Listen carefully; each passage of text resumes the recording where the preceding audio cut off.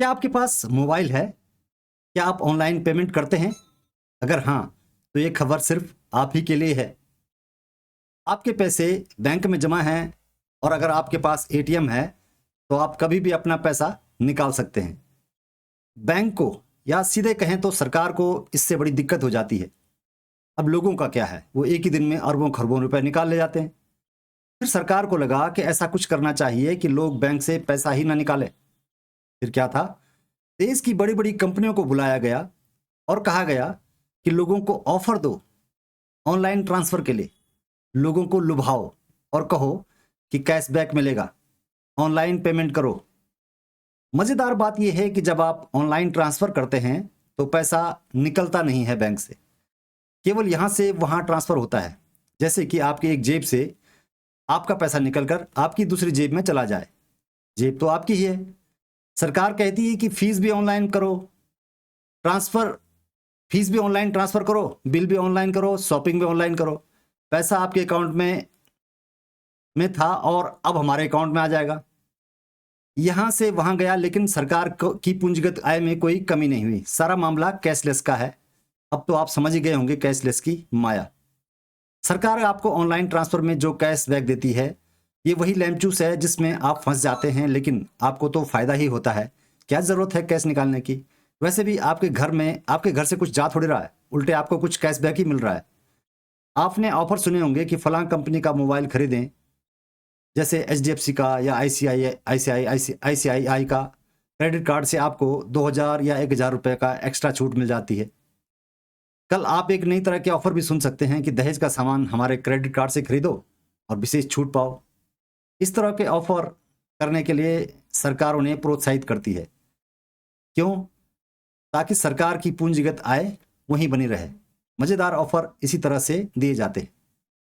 कुल मिलाकर मतलब यही है कि सरकार अपनी पूंजीगत आय को घटाना नहीं चाहती।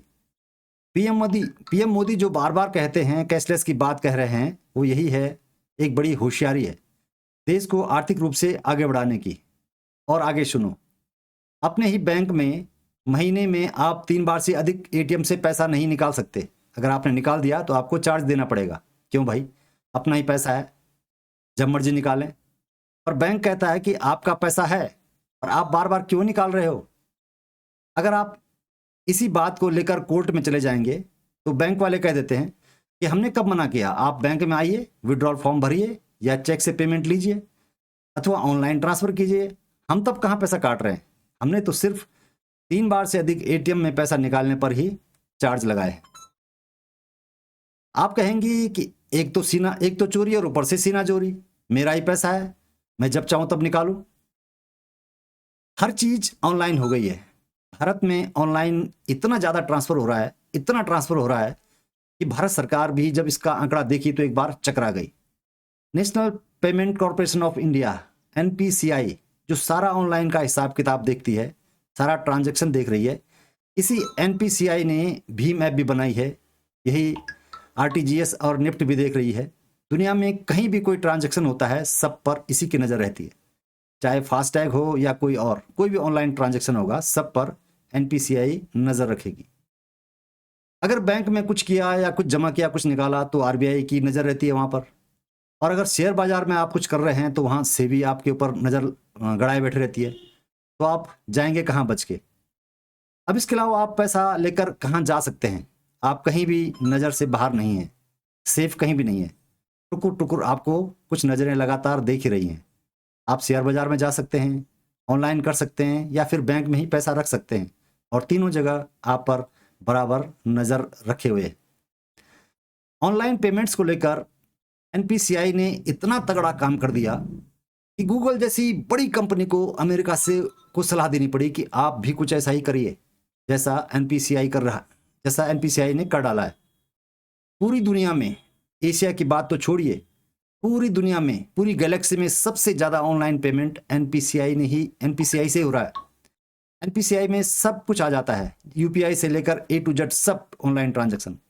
इतना बेहतरीन काम किया है एनपीसीआई ने। जिस भारत के लोग ऑनलाइन होने पर जिस लोग हंसते थे, मजाक उड़ाते थे, अब आप ही सोचिए कि कितना बेहतरीन है कि भारत में आम लोग ऑनलाइन पेमेंट में कितना डरते थे।